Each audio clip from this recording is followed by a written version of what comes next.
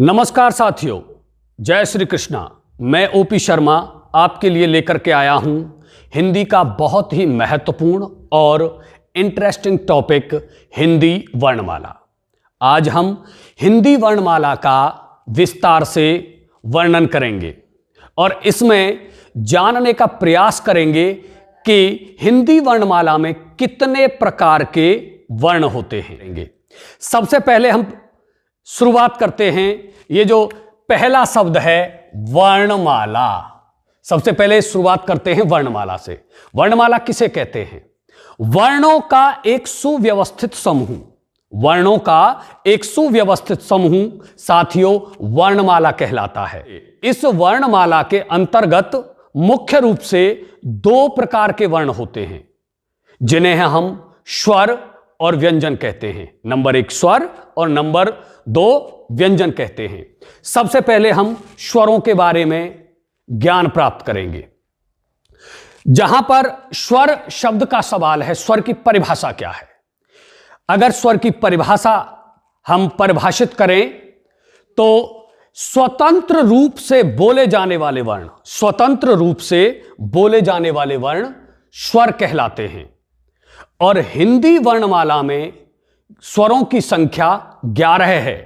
और अगर कुल वर्णों की संख्या की बात करें तो हिंदी वर्णमाला में कुल वर्ण 52 हैं। याद रखना है, कभी कभी परीक्षा में पूछ लिया जाता है हिंदी वर्णमाला में कुल कितने वर्ण हैं। तो हिंदी वर्णमाला में कुल वर्णों की संख्या है 52, जिनमें से 11 स्वर, 33 व्यंजन, 2 अयोगवाह, 2 द्विगुण और 4 आपके संयुक्ताक्षर हैं। इस तरह से कुल वर्णों की संख्या बन जाती है 52। सर्वप्रथम हम स्वरों के बारे में अध्ययन करते हैं। स्वर कितने प्रकार के होते हैं? स्वर 3 प्रकार के होते हैं। कितने प्रकार के होते हैं? स्वर 3 प्रकार के होते हैं। नंबर 1 ह्रस्व स्वर, नंबर 2 दीर्घ स्वर और नंबर 3 प्लुत स्वर। अब आइए यहां पर शुरुआत करते हैं। आपके अ, ये आपका ह्रस्व स्वर है। आपका छोटी ई, ये आपका ह्रस्व स्वर है। और ये आपका उ, ये आपका ह्रस्व स्वर है। और आपका री, ये आपका ह्रस्व स्वर है। छोटा अ, छोटी ई, छोटा उ और री, ये आपके ह्रस्व स्वर हैं। क्या हैं ये आपके? ये आपके ह्रस्व स्वर हैं। क्या हैं? ये आपके ह्रस्व स्वर हैं। और इन्हीं ह्रस्व स्वरों को हम मूल स्वर, मूल स्वर भी कहते हैं। ह्रस्व स्वर को हम मूल स्वर भी कहते हैं। इसके पश्चात यदि हम इनका तीसरा नामकरण और करें तो इन्हें हम एक मात्रिक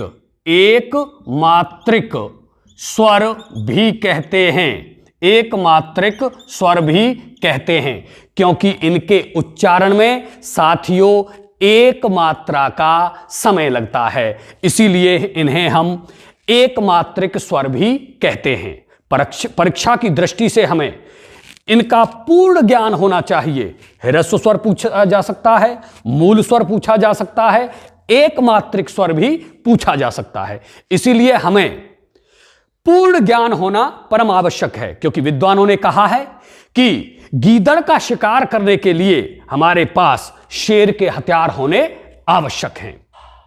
इसके पश्चात अगर हम बात करें आपकी यहां पर दीर्घ स्वरों की, दीर्घ स्वर हैं आपके बड़ा आ, बड़ी ई, बड़ा ऊ, छोटी अय, बड़ी अय, छोटा औ और बड़ा आओ। ये आपके कहलाते हैं दीर्घ स्वर।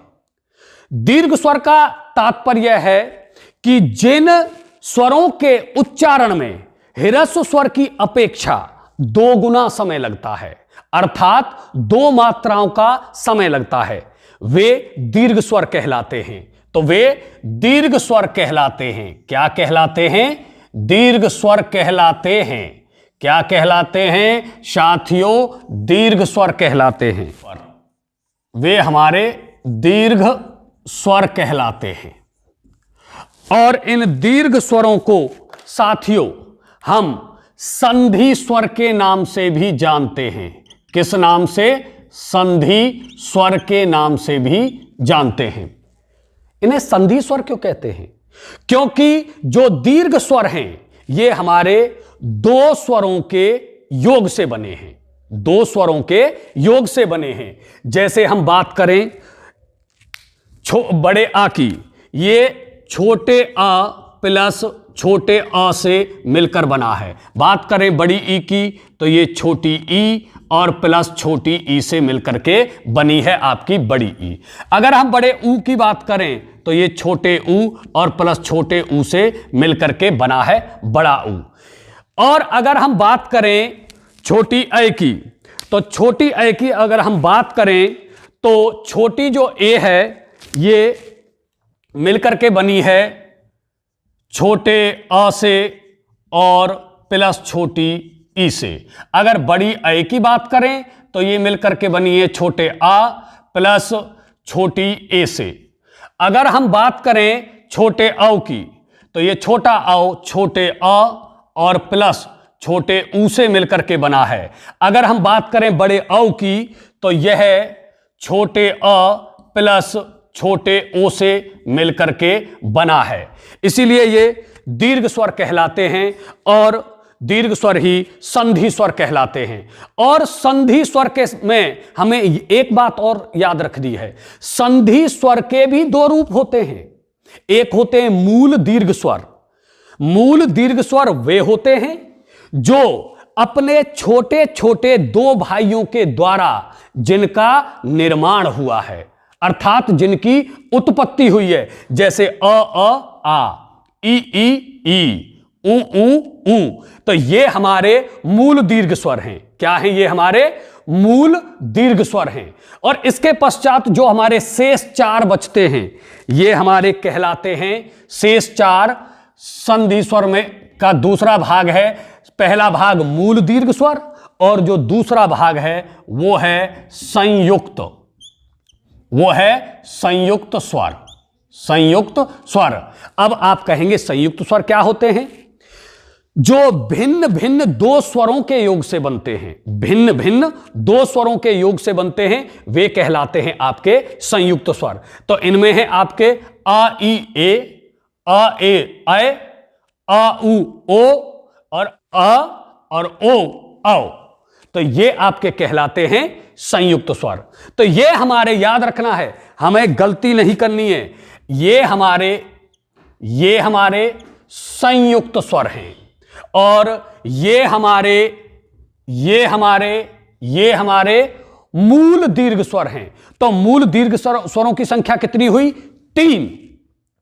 और संयुक्त स्वरों की संख्या कितनी हुई? 4। तो यहां पर हमने सीखा कि ये हमारे दीर्घ स्वर हैं, संधि स्वर हैं और संयुक्त स्वर हैं। और इन्हें संयुक्त स्वर के साथ साथ साथियों द्विमात्रिक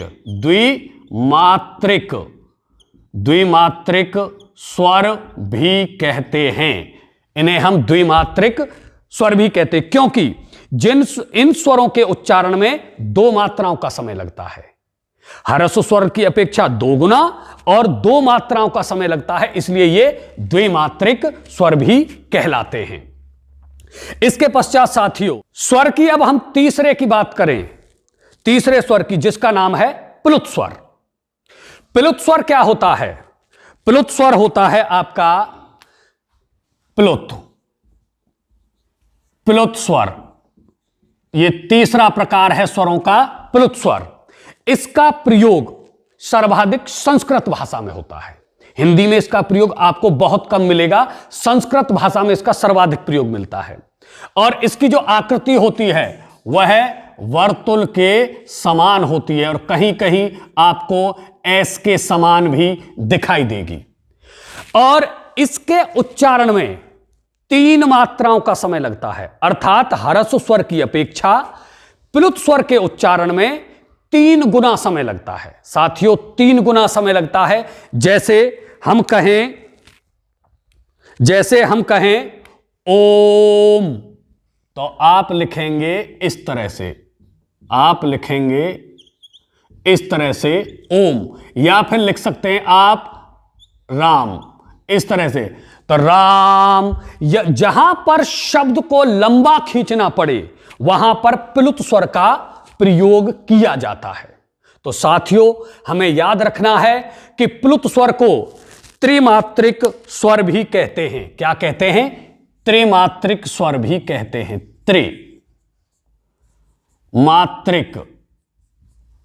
त्रिमात्रिक स्वर भी कहते हैं। हमें याद रखना है, प्लुत स्वर को त्रिमात्रिक स्वर कहते हैं क्योंकि इसमें 3 मात्राओं का समय लगता है। अब साथियों चलते हैं स्वरों के पश्चात। आपको एक बात और आपको याद रखनी, मैं आपको दोहरा दूं कि अभी हमने ये जितने भी शब्द लिखे हैं इनकी परिभाषाओं को परिभाषित नहीं किया है। इनकी परिभाषाओं को परिभाषित करने के लिए वीडियो नंबर 2 आपका बना करके आपके लिए तैयार किया जाएगा, जिसमें इन समस्त शब्दों की परिभाषाओं को परिभाषित किया जाएगा। इसलिए धैर्य बना करके रखें। अब हम बात करते हैं वर्णों के दूसरे प्रकार की, जिन्हें हम व्यंजन कहते हैं। क्या कहते हैं? व्यंजन कहते हैं, जिन्हें हम व्यंजन कहते हैं। अगर हम व्यंजन की परिभाषा की बात करें तो स्वरों की सहायता से बोले जाने वाले वर्ण, स्वरों की सहायता से बोले जाने वाले वर्ण साथियों कहलाते हैं व्यंजन। व्यंजन कहलाते हैं। और जहां तक हिंदी की वर्णमाला में व्यंजनों की संख्या की बात करें, यदि परीक्षा में पूछ लिया जाए कि हिंदी वर्णमाला में कुल व्यंजन कितने होते हैं, तो साथियों याद रखना है हिंदी वर्णमाला में व्यंजनों की संख्या है 33। कितनी संख्या है? 33 इसमें व्यंजन वर्ण होते हैं।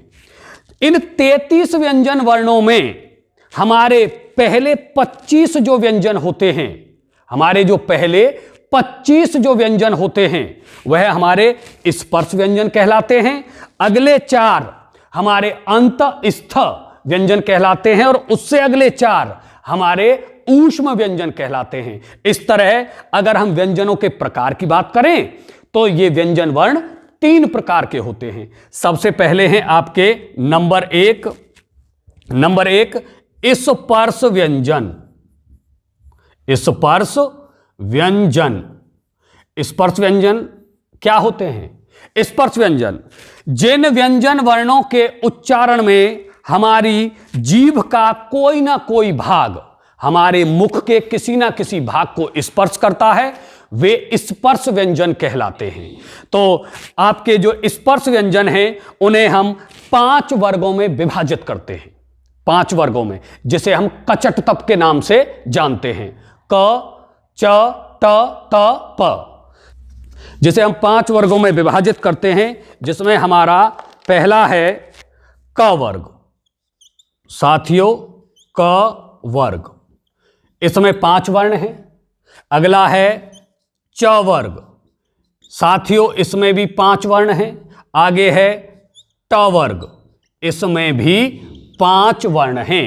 आगे है त वर्ग, इसमें भी साथियों 5 वर्ण हैं। इसके बाद है आपका अंतिम प वर्ग, इसमें भी साथियों 5 वर्ण हैं। तो कुल मिलाकर के ये कचट तप वाले जो वर्ण हैं ये कहलाते हैं स्पर्श व्यंजन। स्पर्श व्यंजन के बाद अगर हम चर्चा करें अगले 4 वर्णों की, तो ये हैं आपके अंतःस्थ, जो अंदर अर्थात भीतर या मध्य में स्थित हैं। ये हैं आपके य, र, ल, व। ये आपके हैं य, र, ल, व। तो ये दूसरा प्रकार हो गया। व्यंजनों का जो तीसरा प्रकार है, जिसे हम कहते हैं ऊष्म व्यंजन, जिसे हम कहते हैं ऊष्म व्यंजन। ऊष्म व्यंजन क्यों कहते हैं? जिन व्यंजन वर्णों के उच्चारण में हमारे मुख से ऊष्मा अर्थात गर्म वायु बाहर निकलती है, तो वे हमारे ऊष्म व्यंजन या ऊष्म वर्ण कहलाते हैं। तो इस तरह से हमारे ये 33 व्यंजन हो गए। अगर हम इनके उच्चारण स्थानों की बात करें, इनके उच्चारण स्थानों की बात करें, तो याद रखना है जो कै वर्ग है, आपका जो कै वर्ग है, ये किस स्थान से बोला जाता है? ये जो आपका क वर्ग है ये किस स्थान से बोला जाता है? तो इसके लिए हमें याद रखना है, यहां लिख दिया हमने उच्चारण स्थान। उच्चारण स्थान, उच्चारण स्थान जो क वर्ग है ये कंठ की सहायता से बोला जाता है साथियों। किसकी सहायता से? कंठ की सहायता से। कंठ हमारा ये वाला भाग है साथियों, कंठ हमारा ये वाला भाग है। आगे च वर्ग, ये हमारा तालु, तालु की सहायता से बोला जाता है। अब तालु कौन सा भाग है? तालु है आपका दांतों से ऊपर है आपके वत्सर्य। वत्सर्य का अर्थ है जिसे हम मसूड़े कहते हैं। मसूड़ों से ऊपर वाला जो भाग है ये वाला भाग, ये आपका है तालु। और उसके बाद है ट वर्ग। ट वर्ग बोला जाता है मूर्धा की सहायता से। अब आप कहेंगे मूर्धा क्या होता है? मूर्धा होता है अंदर वाले खड्डे से थोड़ा नीचे वाला भाग, जहां तक हमारी जीभ जाती है और वहां से जाकर खटाक से बाहर निकलती है, जैसे ट, ठ, ड, ढ, इस तरह से। तो ये हमारी है मूर्धा। पै वर्ग, सॉरी आगे है हमारा तय वर्ग। तय वर्ग बोला जाता है हमारा आपकी दांतों की सहायता से। दांतों की सहायता से, जैसे हम बोले त, थ, द, ध, तो हमारी जीभ हमारे दांतों को टच कर रही है। आगे है हमारा पै वर्ग, यह बोला जाता है पै ओष्ठ की सहायता से। किसकी सहायता से साथियों? ओष्ठ की सहायता से, जैसे प, फ, ब, भ। तो इस तरह से ये इनके यानी कि स्पर्श व्यंजनों के ये उच्चारण स्थान हैं। तो एक बार मैं आपको उच्चारण स्थान से फिर से अवगत कराना चाहूंगा। सबसे पहले हमारे आते हैं ओष्ठ। ओष्ठ के अंदर हैं हमारे दांत यानी कि दंत। दंत कहां से निकले हैं? ये निकले हैं वत्सर्य से, अर्थात मसूड़ों से।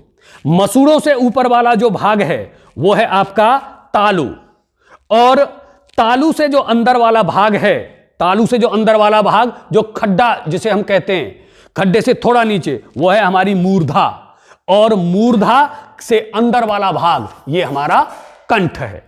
तो मैंने आपको अवगत करा दिया। अगर हम अंतः, स्तय और ऊष्म व्यंजनों के उच्चारण स्थानों की बात करें तो याद रखना है ये हमारा तालु से बोला जाता है। रे वत्सर्य से बोला जाता है, याद रखना वत्सर्य। ले भी हमारा वत्सर्य की सहायता से बोला जाता है। किसकी सहायता से? वत्सर्य की सहायता से बोला जाता है। वह हमारा दंत, दंत प्लस ओष्ठ की सहायता से बोला जाता है। दंत प्लस ओष्ठ की सहायता से बोला जाता है। तो मैं वत्सर्य को आपको बता चुका हूं कि मसूड़ों को ही वत्सर्य कहते हैं। ये ऊष्म जो वर्ण हैं इनमें श, ये बोला जाता है आपका तालु से, और ये वाला जो श है ये बोला जाता है मूर्धा से, और ये वाला जो श है ये बोला जाता है वत्सर्य से, वत्सर्य से, और ये वाला जो भाग है ह हल, ये बोला जाता है साथियों कंठ की सहायता से। किसकी सहायता से? कंठ की सहायता से बोला जाता है। अच्छा साथियों, हमें एक बात और याद रखनी है कि प्रत्येक वर्ग का पांचवां वर्ण, प्रत्येक वर्ग का पांचवां वर्ण ये कहलाता है आपका अनुनासिक। अनुनासिक या नासिक्य या नासिक्य या पंचमाक्षर या पंचमाक्षर, क्योंकि ये परीक्षा में पूछ लिया जाता है। तो ये जो प्रत्येक वर्ग का पांचवां वर्ण अनुनासिक, नासिक्य या पंचमाक्षर कहलाता है, क्योंकि ये नासिका की सहायता से अर्थात नाक की सहायता से इनका उच्चारण किया जाता है, और गिनती की दृष्टि से ये प्रत्येक वर्ग का पांचवां वर्ण है, इसीलिए यह पंचमाक्षर कहलाता है। तो हमें याद रखना है 11 स्वर हो गए और 33 हो गए हमारे व्यंजन। अगर हम अगले वर्णों की बात करें तो आपको नजर पड़ रहे होंगे ये दोनों वर्ण। इन दोनों वर्णों को अंग और अंघ्य को हम अयोगवाह कहते हैं। साथियों क्या कहते हैं? अयोगवाह कहते हैं। अयोगवाह। अब अयोगवाह क्यों कहते हैं, इसकी चर्चा मैंने आपको बता दिया है। ये समस्त शब्दों की परिभाषाओं की चर्चा हम अगले वीडियो में करेंगे। अयोगवाह कहते हैं, अयोगवाह के दो रूप होते हैं, एक होता है अंग और एक होता है अंघ्य। अंग को कहते हैं अनुस्वार। क्या कहते हैं? अनुस्वार। और अंघ्य को हम कहते हैं साथियों विसर्ग। अंघ्य को हम कहते हैं विसर्ग। इस तरह से दो वर्ण ये बन जाते हैं। तो फिर से हम फ्लैशबैक में चलेंगे। 11 स्वर, 33 व्यंजन, संख्या कितनी हो गई? 44, 44। और आपके 44 के बाद दो आपके रह जाते हैं ये ड़ और ढ। इन्हें हम द्विगुण या उत्क्षिप्त वर्ण कहते हैं। तो इनकी संख्या के द्वारा संख्या बन जाती है 48 यानी कि 48। इसके पश्चात हमारे आपको नजर आ रहे हैं ये 4 वर्ण। इन्हें हम संयुक्त वर्ण या संयुक्ताक्षर कहते हैं। संयुक्ताक्षर क्यों कहते हैं? क्योंकि ये दो वर्णों के योग से बने हैं। ये दो वर्णों के योग से बने हैं। और दो वर्ण कैसे? ये क्षत्रिय वाली 6 बनी है आधे क से प्लस षटकोण वाले स से। त्रिशूल बना है आधे त से प्लस रे से। ज्ञानी बना है आधे ज से प्लस इया से। और श्रमिक वाला श्रय बना है आधे शय सीटी वाले शय प्लस रे से। इसीलिए ये कहलाते हैं संयुक्त वर्ण या संयुक्ताक्षर। हमें याद रखना है परीक्षा की दृष्टि से इनमें से यदि आ जाए, प्रत्येक संयुक्ताक्षर का प्रथम वर्ण अर्धवर्ण होता है अर्थात हलंत सहित होता है और दूसरा स्वतंत्र होता है। तो इस तरह से ये हमारे संयुक्त वर्ण और संयुक्ताक्षर हैं। तो 4 इनको जोड़ दिया जाए तो 48 और 4 आपके बन जाते हैं 52 अर्थात 52 वर्ण। तो इस तरह से हमारे ये संपूर्ण वर्ण बन जाते हैं। अब बात एक चीज और रह जाती है कि जब इनका उच्चारण स्थान है व्यंजन वर्णों का, तो स्वरों का भी उच्चारण स्थान होना चाहिए। तो स्वरों के उच्चारण स्थान के लिए हम इन स्वरों को यहां पर नोट करते हैं। यहां पर लिखते हैं उच्चारण स्थान। तो साथियों उच्चारण स्थान किसका? स्वरों का। किसका? स्वरों का। स्वरों का उच्चारण स्थान है। तो इसीलिए हम सबसे पहले इन स्वरों को यहां पर रख लेते हैं। देखिए अ, आ, छोटा बड़ा आ, छोटी ई, बड़ी ई, छोटा ऊ, बड़ा ऊ और ऋषि, और छोटी ए, बड़ी ए और छोटा ओ और साथियों बड़ा आओ। ये हमारे 11 स्वर हैं। इन 11 स्वरों का जो उच्चारण स्थान है वो निम्न प्रकार से है। जैसे अ और आ बोला जाता है कंठ की सहायता से। किसकी सहायता से साथियों? कंठ की सहायता से। ई और ई ये बोले जाते हैं आपके तालु की सहायता से। किसकी सहायता से? तालु की सहायता से। छोटा ऊ और बड़ा ऊ ये बोले जाते हैं आपके ओष्ठों की सहायता से। किसकी सहायता से? ओष्ठ की सहायता से। और अगर हम ऋषि की बात करें तो यह बोला जाता है मूर्धा की सहायता से। मूर्धा की सहायता से। ए और अय की हम बात करें तो यह बोले जाते हैं कंठ प्लस तालु। कंठ प्लस तालु की सहायता से बोले जाते हैं। अगर हम बात करें ओ और औ की, यह कंठ प्लस ओष्ठ की सहायता से बोले जाते हैं। कंठ प्लस ओष्ठ की सहायता से बोले जाते हैं। अब इस प्रकार से अब हमारी वर्णमाला का वर्गीकरण हो चुका है और अगली वीडियो में इनकी जितने भी समस्त शब्द आपको दिखाई दे रहे हैं, जैसे हरस्व स्वर, मूल स्वर, एक मात्रिक, अयोगवाह, द्विगुण, उत्क्षिप्त, संयुक्ताक्षर, इन सभी को परिभाषित हम अगली वीडियो में करेंगे।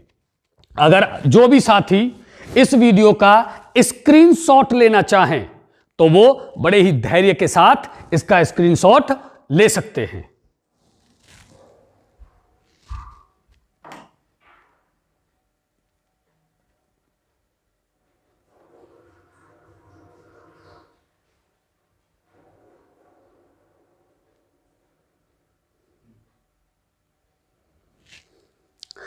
अब साथियों, आपने स्क्रीनशॉट ले लिया होगा, और यदि आपको मेरा यह वीडियो पसंद आया हो तो मेरे इस चैनल को सब्सक्राइब करें और वीडियो को लाइक करें, बेल आइकॉन दबाना ना भूलें और मेरे इस चैनल को शेयर करें। धन्यवाद। जय हिंद, जय भारत, जय श्री कृष्णा, जय श्री राम, जय बजरंगबली। धन्यवाद साथियों।